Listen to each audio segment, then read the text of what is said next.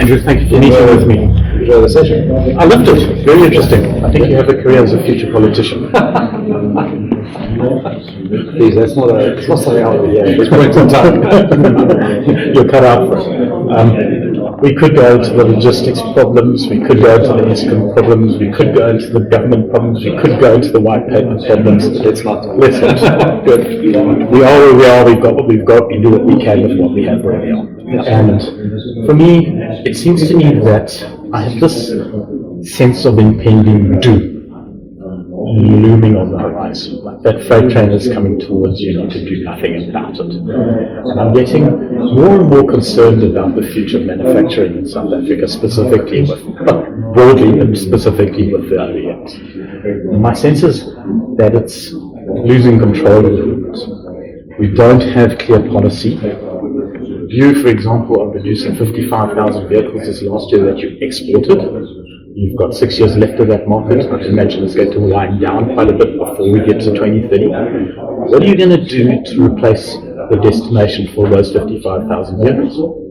That's the leadership challenge, right? So what are we going to do as Toyota to find ways of sustaining our business, knowing the many risks we have?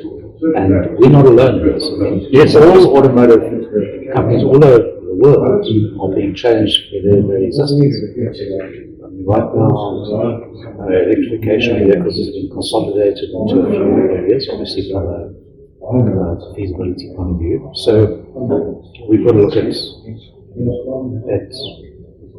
how do we reduce that risk? What are the different scenarios that go forward? One of the things we're doing very aggressively is growing our volumes in Africa. Yeah. And if I look at the volume forecast that we've received for the next 3 years, through to 2026, that's very encouraging. Okay. So a big portion of that potential loss in volume could be offset from exporting to Africa. This is why I like talking to you, because you make me feel a little bit better about life. No, we're thinking about this very carefully. Of course, this is not, I'm not naive about where we are. And we know that at any point in time, the UK being the biggest market is a severe challenge. That's what a ZEV target every single year, all the way through to 2030. And obviously the Euro 7 regulations are also not clear at the moment, and that could affect us much earlier than the ban on ICE vehicles. At the same time, it's difficult because we don't know how the different technologies are going to be advancing. And there's always the possibility that the costing model for electrified drivetrains becomes more affordable in the future and helps us to make the transition quicker. So we're in a very different situation to 10 years ago, 20 years ago. In the past, as leaders, you could do a basic economic survey and try and understand how the environment is going to change or where you need to be. Yeah. Now you can't do that. There are too many variables, too many unknowns, too much uncertainty. So we've got to look rather at what do we do and how do we position ourselves so that given the different scenarios that could unfold, we can survive and still grow in that environment. So that's the trick. The question then is, you said Toyota produced 10 million vehicles a year. Yeah. You're producing 200,000. Correct. So we are insignificantly small. Yes. Do you see that as an advantage in some areas, and being small you can quickly react, or as a disadvantage in terms of the fact that you're just too small to care about things? Thanks. I think what I can say is this: within Toyota, there's quite a big focus on the continent of Africa because they do know it's going to be one of the few markets that's going to grow substantially in the future. If we look at the population growth, infrastructure investment, and how the middle class is growing in Africa, there's good potential over the next 5 to 10 years. But we also know, country by country, the volumes are going to go up and down depending on the particular circumstances, politics, etc.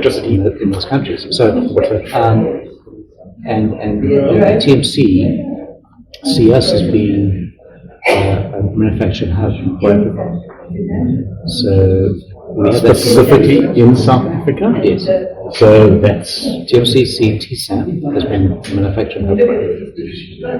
Doesn't mean that they won't open up other plants. They're giving us the opportunity to play a major role on the continent.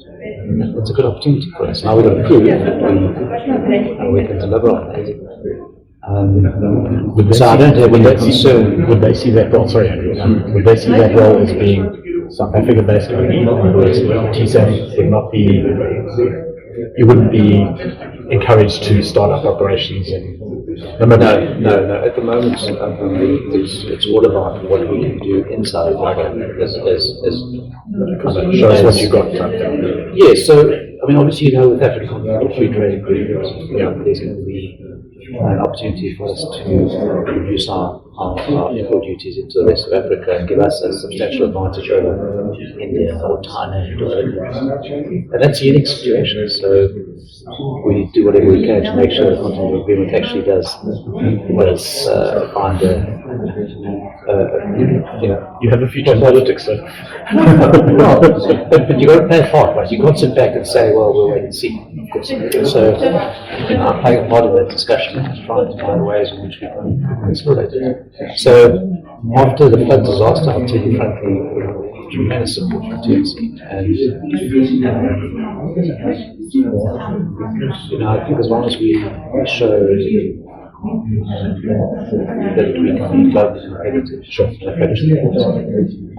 we're viable, we'll be given opportunities in the country. Just on the community side then, in terms of that flood disaster, have you come across any scale of destruction at that equivalent level that was recovered in the time frame that Toyota did it anywhere in the world? So there's a final question.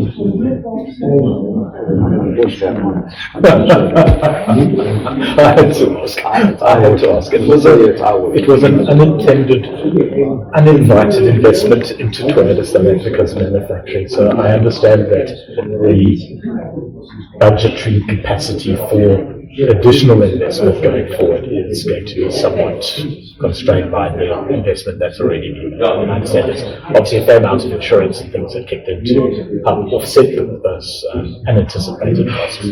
But in terms of investment coming into South Africa, where do you see that happening? At what point are we going to get to then?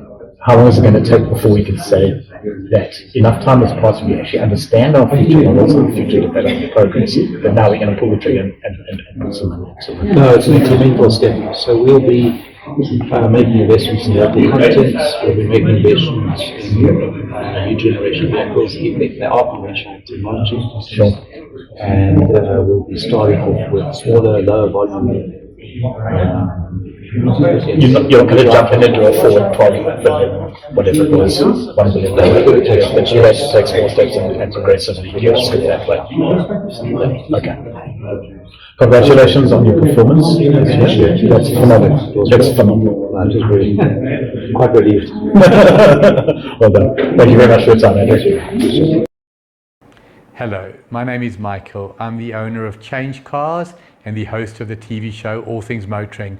I have one mission, and that is to make a difference to the motoring public. Making a difference how? Making sure that you have safe options, making sure that you have knowledge.